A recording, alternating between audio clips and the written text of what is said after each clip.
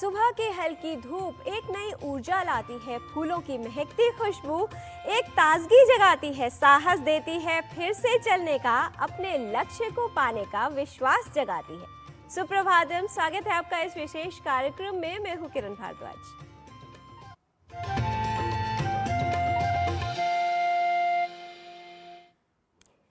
हम सभी जीवन में कार्य करते हैं, लेकिन कार्य को समय पर करना आवश्यक है, क्योंकि जो कार्य समय पर होते हैं उनमें उन्नति निहित होती है। जिस प्रकार बीता हुआ समय केवल पछतावा देता है, लेकिन पछताने से बीता हुआ समय वापस नहीं आता। समय का सही उपयोग करना, समय के साथ चलना, इसी में जीवन की प्रगति निहित है। समय का ज्ञान लेते हैं और आइए इसके देख लेते हैं आज का पंचांग। आज का पंचांग युगाब्द 5127, विक्रम संवत 2082, शक संवत 1947, उत्तरायण, फाल्गुन मास, कृष्ण पक्ष, अष्टमी तिथि, मंगलवार, विशाखा नक्षत्र। आज का दिन सभी के लिए मंगलमय हो। हमारे विचार बीज के समान होते हैं। यदि हम अच्छे, सकारात्मक और रचनात्मक विचार बोते हैं तो जीवन में सफलता, खुशियां और अवसर अंकुरित होते हैं। जीवन पोषित होता है, समृद्ध बनता है। इसलिए अपने जीवन में न सिर्फ सकारात्मक विचारों का पालन करना चाहिए, उन्हें धारण भी करना चाहिए, और तभी जीवन का प्रारूप बदल सकता है। अस्मे वो अस्त्विन्द्रियमस्मे नृम्णमुत क्रतुरस्मे वर्चांसि सन्तु वः। नमो मात्रे पृथिव्यै नमो मात्रे पृथिव्या इयन्ते राड्यन्तासि यमनो ध्रुवोऽसि। धरुणः कृष्यैत्वा क्षेमायत्वा रय्यैत्वा पोषायत्वा। जिस पृथ्वी से हमें धन और जीवन के लिए उपयोगी साधन प्राप्त होते हैं, उस माता पृथ्वी को हम प्रणाम करते हैं। आप स्थिर, सबको संयम में रखने वाली और धारण करने वाली हैं। हम कृषि कार्य, समृद्धि तथा अपने पोषण के लिए आपकी शरण में आते हैं। We bow to Mother Earth, from whom we receive wealth and the means essential for life. You are steadfast, sustaining all and keeping everything in balance. We seek your refuge for agriculture, prosperity, and our nourishment. ऐतिहासिक एवं तकनीकी महत्ता भारतीय ज्ञान परंपरा में काशी केवल अध्यात्म ही नहीं, बल्कि धातु विज्ञान और शिल्प का भी प्राचीन केंद्र रही है। वैदिक काल से ही यहाँ के शिल्पकार बहुत ही निपुण थे धातुओं की शुद्धता और मिश्र धातुओं के निर्माण में। आइए काशी की शिल्प कला और धातु कला पर आधारित ये विशेष रिपोर्ट देखते हैं और इसे विस्तार से समझने का प्रयास करते हैं।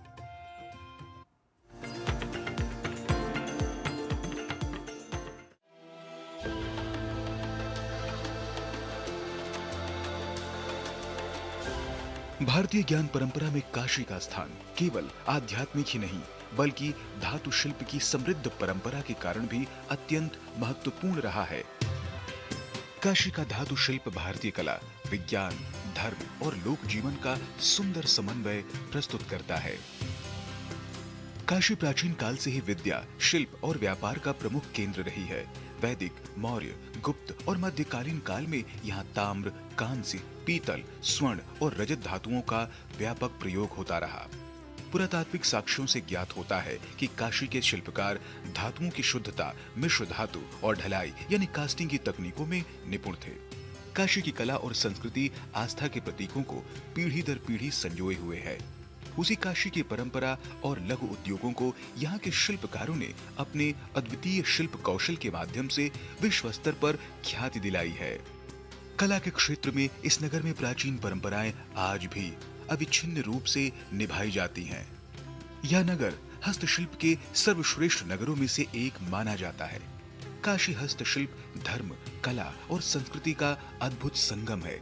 चाहे बनारसी रेशमी साड़ियां हो, काष्ठ शिल्प हो या यहाँ निर्मित धातु शिल्प की वस्तुएं, सभी ने काशी को विशिष्ट पहचान दिलाई है।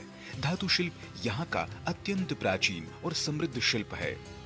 काशी के धातु शिल्प का उपयोग मंदिरों के शिखरों, देवी देवताओं के मुकुटों, प्रतिमाओं, पूजा में प्रयुक्त होने वाली वस्तुओं, दैनिक उपयोग के बर्तनों, आभूषणों तथा उपहार स्वरूप वस्तुओं के निर्माण में किया जाता है, जिसमें सोना, चांदी, तांबा, पीतल तथा जर्मन सिल्वर जैसी धातुओं का उपयोग किया जाता है। इन धातुओं को ढालने, ठोकने, धिनाई तथा औजारों की सहायता से आकार देकर शिल्पकार अपनी कुशल कारीगरी से उन पर सूक्ष्म और जटिल डिजाइन निर्मित करते हैं, जिनमें विभिन्न प्रकार के संस्कारों में उपयोग की जाने वाली वस्तुएं, उपहार स्वरूप दी जाने वाली वस्तुएं तथा दैनिक जीवन में प्रयुक्त होने वाली सामान्य वस्तुएं शामिल हैं। इन सभी वस्तुओं को शिल्पकार सरल औजारों की सहायता से हाथों द्वारा कोमल, कलात्मक एवं आकर्षक रूप में गढ़ते हैं, जिससे सजावटी सामान और बर्तनों की मांग अधिक होती है। मैं मेटल रिपोजी क्राफ्ट और मेटल कास्टिंग क्राफ्ट का कारीगर हूँ। यहाँ पर जो मेटल का काम है ये बहुत ही पुराना काम है। करीब करीब बहुत जो भी यहाँ क्राफ्ट है बहुत पुराना काम है। और यहाँ जो काम होता है ढलाई का, घंटा का होता है, मूर्ति का होता है, ये सब यहाँ की समृद्ध विरासत है। और उसके बाद यहाँ पर जो नक्काशी काम होता है वो पीतल के, तांबे के, चांदी के, जर्मन सिल्वर के सीट पर होता है। और देश भर के सभी मंदिरों में ये काम होता है। काशी में धातु शिल्प का ज्ञान गुरु शिष्य परंपरा के माध्यम से पीढ़ी दर पीढ़ी हस्तांतरित होता रहा। यह परंपरा केवल तकनीकी प्रशिक्षण नहीं बल्कि धातु के चयन, शुभ मुहूर्त, मंत्रोच्चार, शिल्प की नैतिकता जैसे तत्वों को भी समाहित करती है। मैं इस काम को अपने पिताजी से सीख करके सन 1982 से इस काम को कर रहा हूँ। और इस कला में हम लोगों ने अनेकों विस्तार किए और ये काफ़ी सूक्ष्म कला मानी जाती है, जो केवल हमारे बनारस की में ही इस कार्य को किया जाता है। और ये बनारस की बहुत ही खूबसूरत आर्ट है। भारतीय ज्ञान परंपरा में काशी का धातु शिल्प केवल कलात्मक अभिव्यक्ति नहीं बल्कि विज्ञान, अध्यात्म, परंपरा और समाज का जीवंत संगम है। यह परंपरा भारत की सांस्कृतिक निरंतरता और बौद्धिक विरासत को आज भी जीवित रखे हुए है। राजमंगल पांडे के साथ जनेंद्र सिंह की रिपोर्ट, डीडी न्यूज।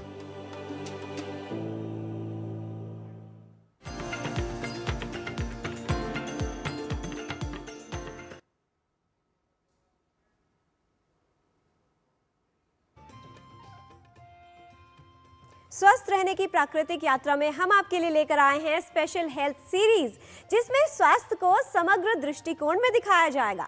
जीवनचर्या में बस थोड़ा सा बदलाव और आप कर सकते हैं बीमारियों से बचाव। सेहत को बेहतर बनाने के लिए एक स्वास्थ्य समस्या के हर पहलू पर है फोकस। तो चलिए देखते हैं योग 360 प्राकृतिक रूप से हेल्दी रहने के लिए।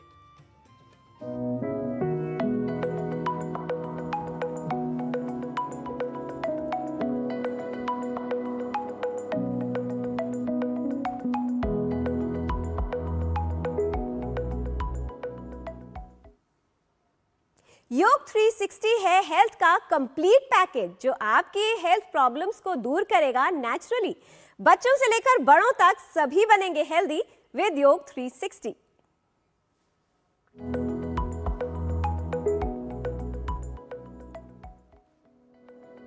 स्वाद जीभ को अच्छा लगता है, लेकिन पेट का क्या?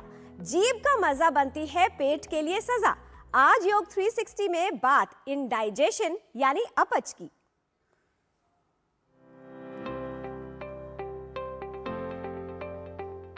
सही पाचन अच्छे स्वास्थ्य के लिए महत्वपूर्ण है। एक स्वस्थ पाचन तंत्र भोजन से पोषक तत्वों को अवशोषित करने में सहायता करता है और ये सुनिश्चित करता है कि शरीर को आवश्यक विटामिन और खनिज मिलते हैं। भोजन को पोषक तत्वों में तोड़ने के लिए पाचन महत्वपूर्ण भूमिका निभाता है, जिसका उपयोग शरीर ऊर्जा, विकास और कोशिका की मरम्मत के लिए करता है। पाचन एक प्रकार की अपचय प्रक्रिया है। वसायुक्त आहार का सेवन, तनाव, व्यायाम न करना, नींद और मधुमेह या IBS जैसी बीमारियां, इन सभी से पाचन प्रभावित हो सकता है। कुछ विशेष आसन, आहार और औषधि का उपयोग करके अपने पाचन में सुधार लाया जा सकता है। हमारा डाइजेशन एक बैलेंस है हमारे लाइफस्टाइल और खान पान का। बैलेंस हमने बिगाड़ा और बदनाम हो गया पेट। तो चलिए इस बैलेंस को फिर से बनाएं, डाइजेशन को कहें बाय इन आसनों से। गट हेल्थ को हैप्पी रखने के लिए पेट पर दबाव पड़ने वाले आसन और प्राणायाम हेल्प करते हैं। सो पहला आसन करेंगे योग मुद्रा। उसके लिए इस तरह से सुखासन या पद्मासन में बैठ जाएं। दोनों हाथ पीछे रख लें, एक हाथ से दूसरा हाथ कलाई पकड़ लेंगे। श्वास भरते हुए कंधे पीछे खींचेंगे।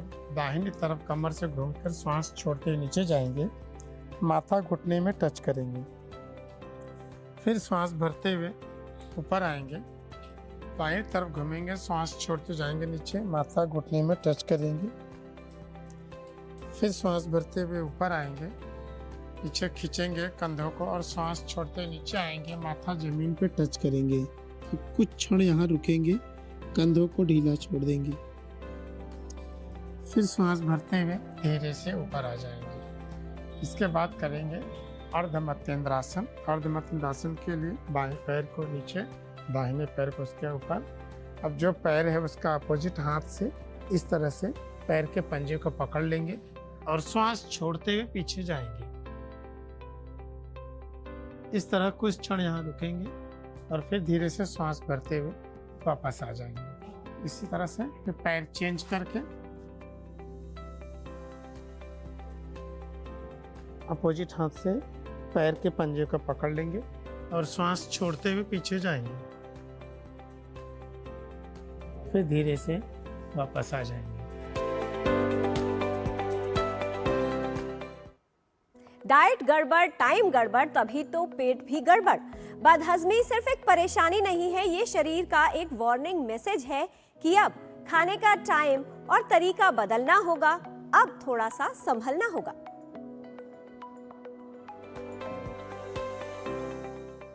हमारा डाइजेशन हमेशा स्ट्रांग रहना चाहिए, पाचन शक्ति तेज हो, और उसके लिए अमुक चीज़ें जैसे जीरा है और सौंफ है उसका उपयोग किया जाए ज़्यादा।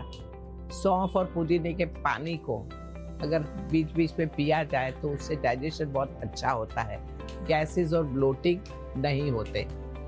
ज़रूरी है कि हम थोड़ा रूटीन सही करें, सही समय पर खाना, सही समय पर सोना बहुत ज़रूरी है। अच्छी नींद अगर नहीं लेंगे तो डाइजेशन भी वीक ही होगा, और शरीर की हलन चलन बहुत ज़रूरी हो जाती है। इसलिए इंसान को फिजिकली एक्टिव रहना बहुत ज़रूरी है। चलते रहो, कुछ आसन करो, कुछ ब्रीदिंग करो, शरीर को एक्टिव रखो तो डाइजेशन भी सही रहेगा।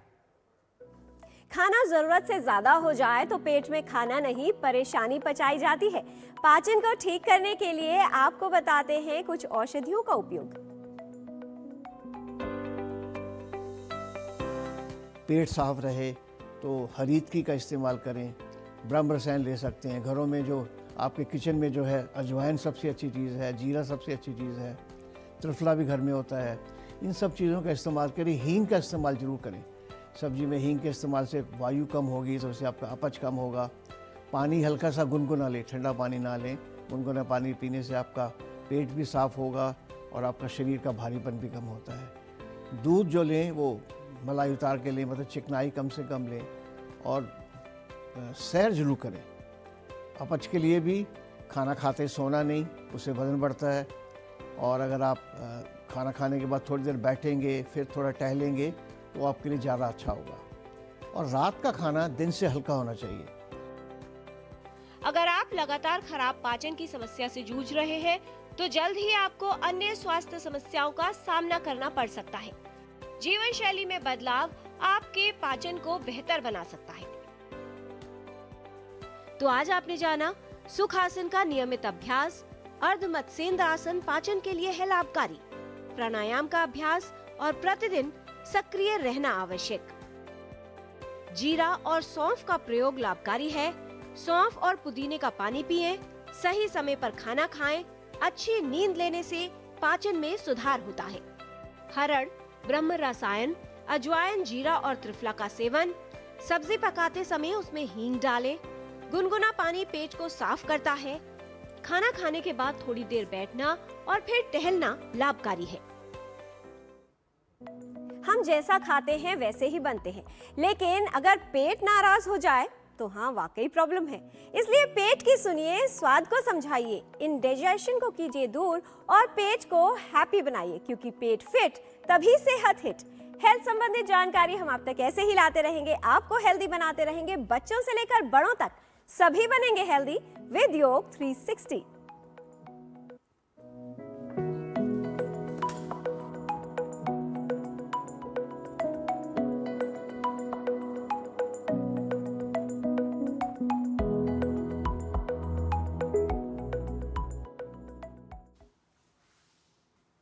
अनुशासन हमारे जीवन के उद्देश्य और उपलब्धि के बीच का सेतु यानी ब्रिज है।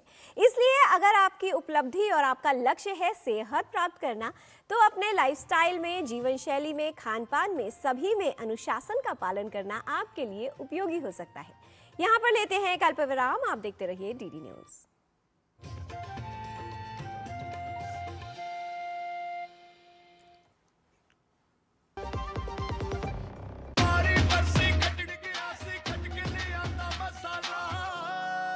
मसाला ओए, छोलिए दा या लोबिए दा, पंजाबी छोले दा या पिंडी चने दा।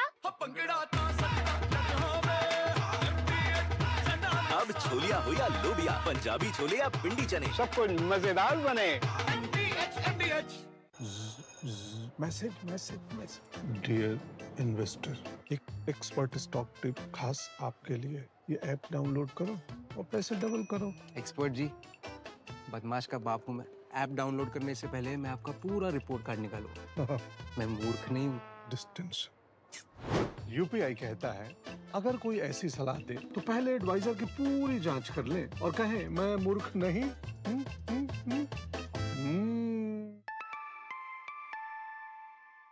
जाइए आप भी किसी का टेस्ट लीजिए। ये विशाल है ना, इसका सब प्रॉपर चलता है। कल उसके बैंक अकाउंट में 15,000 रुपए का फ्रॉड हुआ है, पता है? इसको तो कोई टेंशन ही नहीं होती है, देखना। टेंशन क्यों? मेरी कोई गलती नहीं थी। फिर भी फ्रॉड होने पर मैंने तुरंत बैंक को इन्फॉर्म कर दिया। आरबीआई कहता है अगर आपके अकाउंट से किसी ने धोखे से पैसे निकाले हैं तो बैंक को जल्द से जल्द इन्फॉर्म कीजिए। 3 दिन के अंदर इन्फॉर्म किया तो कोई नुकसान नहीं होगा। जितना लेट करोगे उतना ज्यादा नुकसान। और सुन, सब चलता नहीं है, प्रॉपर चलाना पड़ता है। आरबीआई कहता है जानकार बनिए, सतर्क रहिए।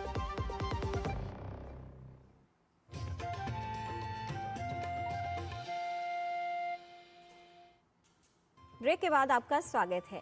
अब बात संस्कृत के ज्ञान की। संस्कृत संभाषण सीखने के लिए आइए चलते हैं संस्कृत पाठशाला में, जहां हमारे सहयोगी डॉक्टर गवीश द्विवेदी सिखा रहे हैं संस्कृत के कुछ पदों का अर्थ और उनका सही प्रयोग।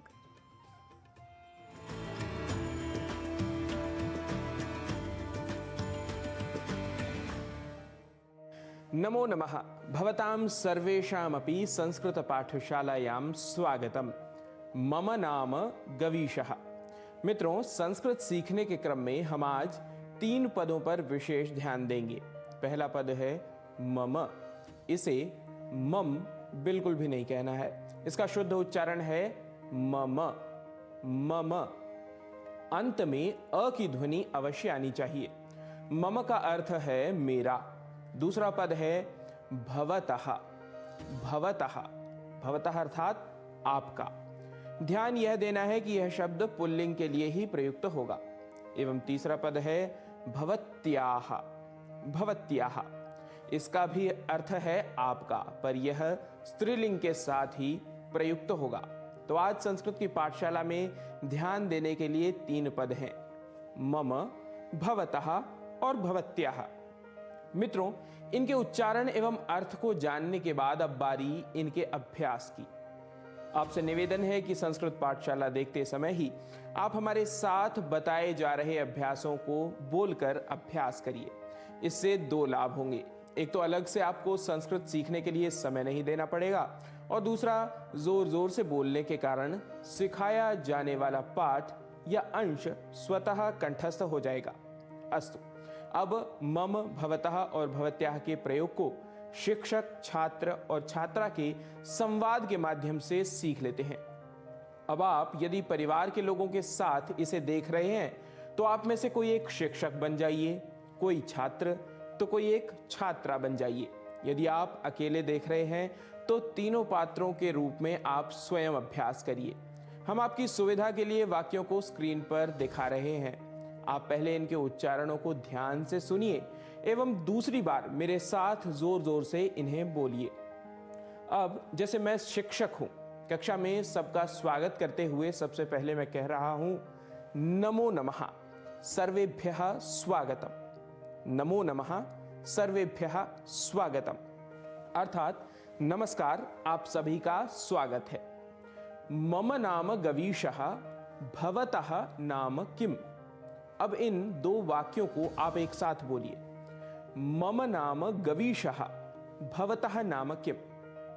यह तो हुआ प्रश्न। अब अगर आप छात्र बने हैं तो आपको उत्तर देते हुए कहना है मम नाम दीपकः, या जो भी आपका नाम हो। उदाहरण के लिए मम नाम धर्मेंद्रः, या आप कह सकते हैं मम नाम माइकल, या कह सकते हैं मम नाम रजा तौसिफा। आपको यहां उत्तर देते समय ध्यान देना है कि यह प्रश्न छात्र से अर्थात किसी पुल्लिंग से किया गया है, अतः आप में से जो छात्र बना है यह जो पुल्लिंग है उसे ही इस प्रश्न का उत्तर देना है। आप सामान्यतः अपने नाम के पीछे विसर्ग लगाकर उत्तर दे सकते हैं। अभ्यास के लिए मम नाम के साथ अपना या किसी पुल्लिंग का नाम ले सकते हैं। पुल्लिंग के बाद अब क्रम स्त्रीलिंग पद भवत्याः का। इस क्रम में भवतः के स्थान पर भवत्याः का प्रयोग होगा। जैसे मम नाम गवीशः भवत्याः नाम किम, अर्थात मेरा नाम गवीश है, आपका नाम क्या है। तो इसका उत्तर किसी छात्रा को ही देना है। यहां आप कह सकती हैं मम नाम कृत्वी, मम नाम गौतमी, या फिर मम नाम श्रीशा। इस प्रकार स्त्रीलिंग के नामों का उच्चारण कर आप अभ्यास कर सकती हैं। मित्रों, आपने ध्यान दिया होगा कि उत्तर तो पुल्लिंग एवं स्त्रीलिंग में समान ही है, जो है मम नाम, और नाम के स्थान पर आपका अपना नाम। पर प्रश्न में भवतः एवं भवत्याः से पुल्लिंग एवं स्त्रीलिंग का भेद समझते हुए हमें उत्तर कहना है। कुल मिलाकर भवतः नाम किम कहने पर कोई बालक या पुरुष ही उत्तर दे एवं भवत्याः नाम किम यह पूछने पर कोई बालिका या महिला ही उत्तर दे। वैसे नाम पूछने के इस पुल्लिंग स्त्रीलिंग भेद से बचने के लिए तव नाम किम अर्थात तुम्हारा नाम क्या है यह प्रयोग भी किया जा सकता है, लेकिन आरंभिक प्रयोग में भवतः भवत्याः का प्रयोग सरल एवं भाषा सीखने के क्रम में आगे अधिक उपयोगी है। मम, भवतः, भवत्याः इन पदों का प्रयोग आप वस्तु, स्थान, संबंधी आदियों के साथ कर सकते हैं। तो मित्रों, इसी प्रकार आप करिए अभ्यास। ऐसे छोटे छोटे वाक्यों का आप अपने सोशल मीडिया पर लिखकर, वीडियोस बनाकर स्वयं अभ्यास करने के साथ साथ अन्यों को भी कर सकते हैं प्रेरित। पाठशाला की अग्रिम कक्षा में आपसे होगी भेंट नए पदों के साथ। तब तक के लिए नमो नमः।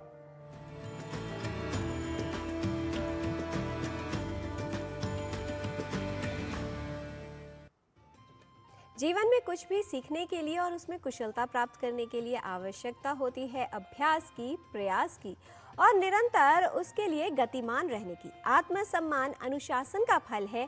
अपने आप को मना कर पाने के सामर्थ्य के साथ ही गरिमा की जो समझ है वो उत्पन्न होती है। इसलिए अपने जीवन में अनुशासन का पालन कीजिए और साथ ही अपनी नीयत साफ रखिए, क्योंकि अच्छी नीयत से ईश्वर प्रसन्न होते हैं और दिखावे से लोग। अगर आप ईश्वर को प्रसन्न करना चाहते हैं या लोगों पर, यह आपको सोचना है। इसलिए जीवन में जितना सरल रहेंगे, जीवन उतना ही उत्तम बनेगा। अपने जीवन में निरंतर कुछ करते रहिए, आगे बढ़ते रहिए, प्रसन्नचित्त रहिए और दूसरों के लिए सहायक बने रहिए। आज के कार्यक्रम में इतना ही। हमारी पूरी टीम को दीजिए अनुमति। नमस्कार।